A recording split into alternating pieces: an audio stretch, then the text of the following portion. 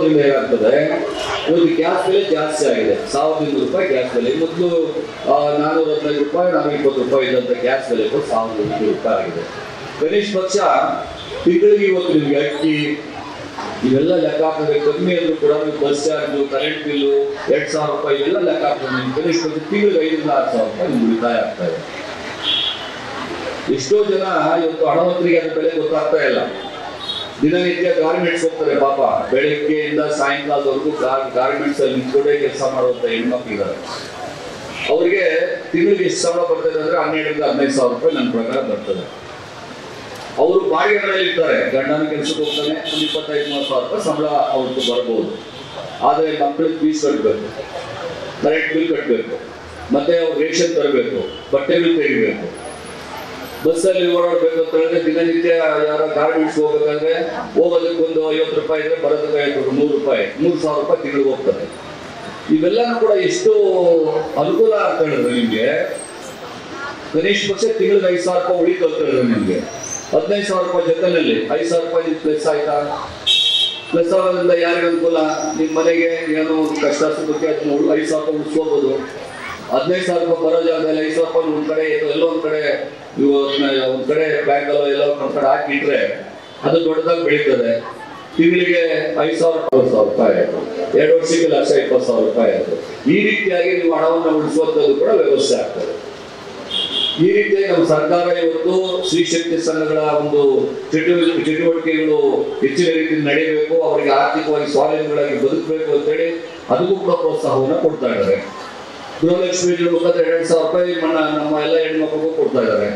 ಅಕ್ಕಿ ಫ್ರೀಯಾಗಿ ಬರ್ತಾ ಇದೆ 5 kg ಜೊತೆಯಲ್ಲಿ. ಇನ್ನೂ ಒಬ್ಬೊಬ್ಬರಿಗೆ 170 ರೂಪಾಯಿ ಒಂದೊಂದು 5 kg ಬದಲಾಗಿ ಕೊಡ್ತಾ ಇದ್ದಾರೆ.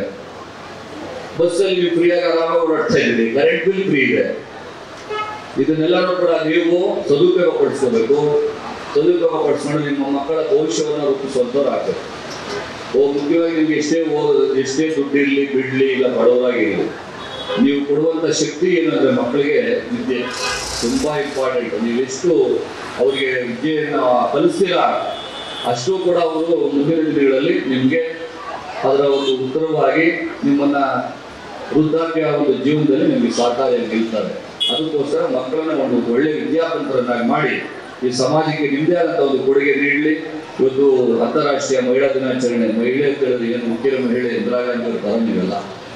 ಇಂದಿರಾ ಗಾಂಧಿ ಅವರು ಏನು ಸಾಧನೆ ಮಾಡೋಕ್ಕಾಗಲ್ಲ ಅಂತ ಯಾವ ಅನ್ಕೋಬಾರ್ದು. ನಾವು ಸಾಧನೆ ಮಾಡಬೇಕು ಅಂತ ಹೊರಟ್ರೆ ದಾರಿ ಸಿಗ್ತದೆ. ಏನು ರಾಜಕೀಯವಾಗಿ ಅಂತಲ್ಲ, ಬೇರೆ ಅಂತಲ್ಲ, ನೀವೇನು ನೋಡಿರ್ತಾರೆ ಅದೇ ದಾರಿನಲ್ಲಿ ನೀವು ಚಾಲೆಂಜ್ ಆಗಿ ತಗೊಂಡ್ರೆ ಏನು ಬೇಕಾದ್ರೆ ಅದನ್ನ ಬೆಳೆಸ್ಬೋದು. ಅದಕ್ಕೆ ನೀವು ಹೆಚ್ಚಿನ ಒಂದು ಒತ್ತನ್ನು ಕೊಡಿ. ಇವತ್ತು ಪಾಪ ತುಂಬಾ ಕಷ್ಟಪಟ್ಟು ಸ್ಟಾಲ್ಗಳನ್ನು ಮಾಡಿದ್ದೀರಾ, ಅದಕ್ಕೆ ಒಳ್ಳೆ ಮಾರ್ಕೆಟ್ ಸಿಗ್ಲಿ. ನೀವು ಅದನ್ನ ಇವತ್ತು ಚಿಕ್ಕ ಮಾರ್ಕೆಟ್ ಅದು ದೊಡ್ಡ ಮಾರ್ಕೆಟ್ ಬೆಳೀಲಿ ಅಂತೇಳಿ ಈ ಸಂದರ್ಭದಲ್ಲಿ ನಿಮ್ಗೆಲ್ಲರೂ ಕೂಡ ಇವತ್ತು ಅಂತಾರಾಷ್ಟ್ರೀಯ ಮಹಿಳಾ ದಿನಾಚರಣೆ ಆಗಿರೋದ್ರಿಂದ ನಮಗೆಲ್ಲರೂ ಕೂಡ ಒಳ್ಳೆಯದಾಗಲಿ. ಅಂತಾರಾಷ್ಟ್ರೀಯ ಮಹಿಳಾ ದಿನಾಚರಣೆ ಶುಭಾಶಯ ಹೇಳಿ ನಾನು 2 ಮಾತನ್ನು ಮುಗಿಸ್ತಾ ಇದ್ದೇನೆ. ಜೈ ಹಿಂದ್.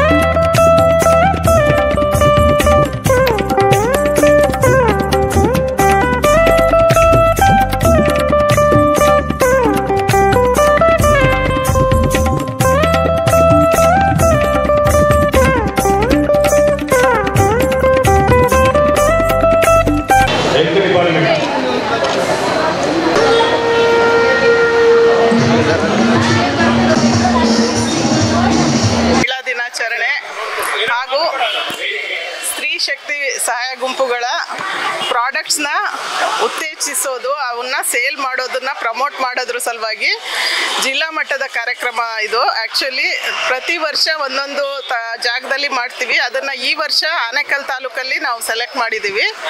ಇದು ಯಶಸ್ವಿ ಆಗೋಕ್ಕೆ ತಮ್ಮೆಲ್ಲರ ಸಹಕಾರ ಅಗತ್ಯವಿದೆ. ಸಹಕಾರ ನೀಡಬೇಕೆಂದು ತಮ್ಮನ್ನು ಕೋರುತ್ತೆ. ಎಲ್ಲರಿಗೂ ಅಂತಾರಾಷ್ಟ್ರೀಯ ಮಹಿಳಾ ದಿನಾಚರಣೆ ಶುಭಾಶಯಗಳು. NRLM ಆನೇಕಲ್ ತಾಲೂಕ್ ಪಂಚಾಯಿತಿಯ ಕಾರ್ಯಕ್ರಮ ವ್ಯವಸ್ಥಾಪಕರ ಕೆಲಸ ಮಾಡ್ತಿದ್ದೀವಿ. ಇವತ್ತಿನ ದಿನ ಜಿಲ್ಲಾ ಪಂಚಾಯಿತಿ, ಬೆಂಗಳೂರು ನಗರ, ಜಿಲ್ಲಾಡಳಿತ ಹಾಗೂ ಎಲ್ಲ 4 ತಾಲೂಕುಗಳ ಒಂದು ವತಿಯಿಂದ NRLM ಸಂಜೀವಿನಿ ಯೋಜನೆ ವತಿಯಿಂದ ಇವತ್ತಿನ ದಿನ ಸುಮಾರು ಮಹಿಳೆಯರು ಉತ್ಪಾದನೆ ಮಾಡುವಂತಹ ಒಂದು ಉತ್ಪನ್ನಗಳನ್ನು ಮಾರಾಟ ಮತ್ತು ಒಂದು ಪ್ರದರ್ಶನ ಮೇಳವನ್ನು ಈ ಒಂದು ಜಿಲ್ಲಾ ಮಟ್ಟದ ಕಾರ್ಯಕ್ರಮವನ್ನು ಇವತ್ತಿನ ದಿನ ಆಯೋಜನೆ ಮಾಡಿದ್ದೀವಿ. ಈ ಒಂದು ಕಾರ್ಯಕ್ರಮದಲ್ಲಿ ಸುಮಾರು ಒಂದು 32 ಮಳಿಗೆಗಳು ತೆರೆದಿದ್ದೀವಿ. ಇವತ್ತಿನ ದಿನ ನಮ್ಮ ಎಲ್ಲ 5 ತಾಲೂಕಿನ ಸ್ವಸಹಾಯ ಸಂಘದ ಮಹಿಳೆಯರು ತಯಾರು ಮಾಡಿರುವಂಥದ್ದು. ಈ ಒಂದು ಕಾರ್ಯಕ್ರಮವನ್ನು ಇನ್ನೂ 4 ದಿನಗಳ ಕಾಲ ನಾವು ಮುಂದುವರಿಸ್ತಾ ಇದ್ದೀವಿ. ಈ ಒಂದು ತಾಲೂಕಿನ ಹಾಗೂ ಜಿಲ್ಲೆ ವ್ಯಾಪ್ತಿನ ಎಲ್ಲ ಸಾರ್ವಜನಿಕರು, ಎಲ್ಲ ಮಹಿಳೆಯರು ಈ ಒಂದು ಪ್ರದರ್ಶನ ಮೇಳಕ್ಕೆ ಬಂದು ಈ ಒಂದು ಪ್ರದರ್ಶನ ಮಾಡಿ ಅದರ ಜೊತೆಗೆ ಮಹಿಳೆಯರು ಮಾಡ್ತಿರುವಂತಹ ಒಂದು ಉತ್ಪನ್ನಗಳಿಗೆ ಪ್ರೋತ್ಸಾಹ ನೀಡಬೇಕಂತೇಳಿ ನಾನು ಒಂದು ತಾಲೂಕಿನ ಪರವಾಗಿ ಹಾಗೂ ಜಿಲ್ಲಾಡಳಿತ ಹಾಗೂ ಜಿಲ್ಲಾ ಪಂಚಾಯತ್ ಪರವಾಗಿ ಎಲ್ಲ ನಮ್ಮ ಆನೇಕಲ್ ತಾಲೂಕಿನ ಸಾರ್ವಜನಿಕರಲ್ಲಿ ಕೇಳ್ಕೊಳ್ತೀನಿ. ಧನ್ಯವಾದಗಳು.